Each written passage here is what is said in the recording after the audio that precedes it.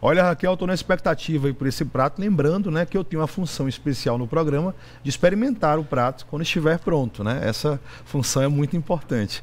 Mas olha, agora nós vamos falar de saúde e um tema muito importante. Como é que está seu sono? Você tem dormido bem? Nós vamos conversar com a neurologista especialista, né, em sono, a doutora Fernanda Castro. E olha, já quero começar aqui, doutora, com um puxão de orelha seu para mim. Eu durmo muito mal e tenho certeza que milhões de brasileiros, assim como eu, passam por essa mesma rotina. Por mais que a gente tente buscar ter uma vida saudável, às vezes a gente peca no principal, que é o sono, né, doutora? Exatamente. Primeiro eu gostaria de agradecer o convite, bom dia.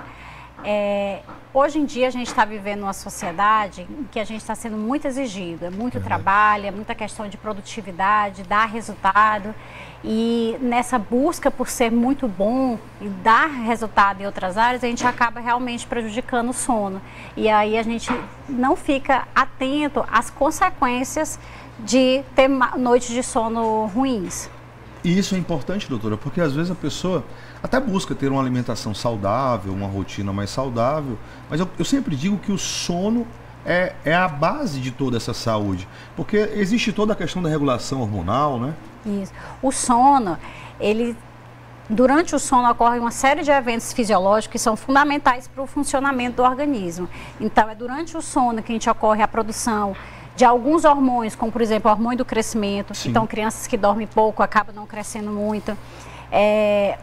Durante o sono ocorre a produção de hormônios relacionados à regulação do apetite. Então tem um aumento da produção do hormônio da saciedade e uma redução da produção do hormônio da fome. Então quem dorme pouco acaba comendo muito, então desregula o metabolismo.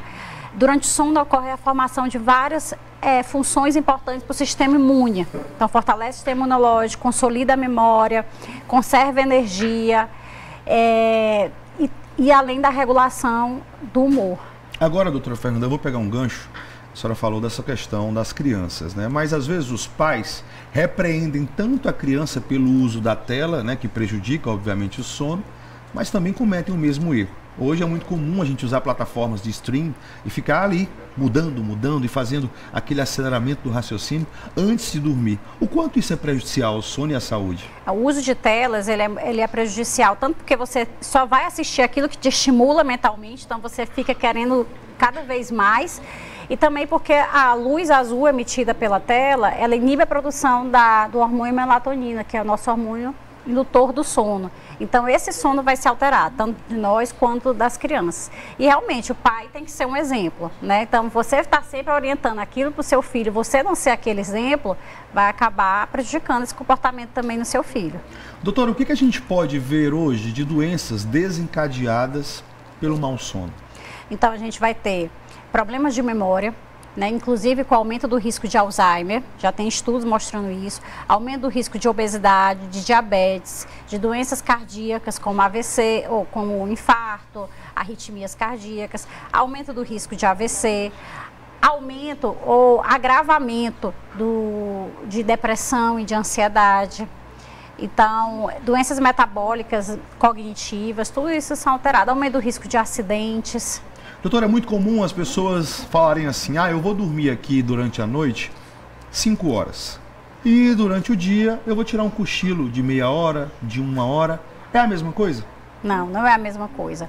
O ideal para um adulto, em média, é que ele tenha de 7 a 9 horas de sono por dia à noite, né? Isso é uma média. Tem alguns estudos mostrando que dormir menos de 6 horas por dia aumenta o risco de todas as doenças e a mortalidade de maneira geral. Então, quem dorme menos de 6 horas acaba morrendo mais e adoecendo mais. Então, não é recomendado para ninguém. Agora, se você tem uma privação de sono, se puder dormir um pouquinho, 30 minutos no horário do almoço, isso vai melhorar o seu grau de alerta, o seu raciocínio durante a tarde. Não é que substitui, mas te deixa, sim, mais fisicamente e mentalmente melhor. Esse ponto ele é importante, porque tem muita gente que discute se esse sono após o almoço é saudável, porque tem gente que não dorme só 30 minutos, dorme 2 horas. O ideal, a soneca ela é saudável se ela for tirada até 30, 40 minutos, Olha de aí. 20 a 30 minutos, porque depois disso você acaba comprometendo o seu sono da noite, né? Diminui o que a gente chama de pressão de sono. E também quando você acorda de uma soneca muito prolongada, você já demora mais para ficar alerta de novo, porque você entra no sono profundo, sono de ondas lentas. Então, quando você desperta, principalmente se você colocar o despertador e você despertar durante o seu sono de ondas lentas, você vai ter aquela inércia do sono que a gente chama, que é o momento de você fica confuso e pode demorar até 31 horas para você voltar ao grau de alerta. Então, não é para você dormir profundamente, é para você dormir ali 20, 30 minutos, fases mais superficiais mesmo. Doutora, um dos melhores amigos do brasileiro é o café, mas é um dos maiores inimigos do sono. Como lidar com isso? A sensibilidade ao café ela é determinada geneticamente. Tanto é que tem pessoas que falam que dormem à noite, que tomam à noite e não interferem no sono. Então tem que ver muito como é a sua sensibilidade. O ideal, assim, de maneira geral, é que a gente tome o café só de manhã ou então no começo da tarde. Né? Mas, como eu disse, tem pessoas que são tão sensíveis que se tomar de manhã já afeta o sono da noite. Então, a regra geral é use só de manhã e o bom senso. Se perceba como é o efeito da cafeína no seu corpo. Doutora Fernanda, para finalizar, eu queria que a senhora colocasse aí a milhões de brasileiros como buscar retomar, ter um sono de mais qualidade a partir de hoje.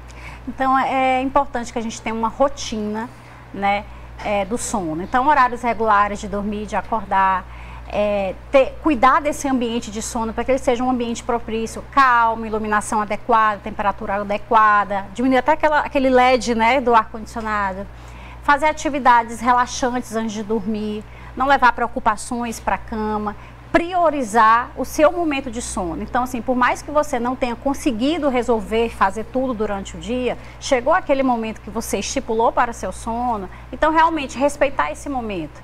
Né? E falar, não, agora vai ser para amanhã. Inclusive, por isso que a gente fala que a rotina do dia é muito importante, porque quando você se organiza durante o dia, estabelece metas e cumpre, você chega de noite e fala, dever cumprido, agora eu vou dormir. Agora, se você acumula, coloca coisa, e de noite isso te traz angústia.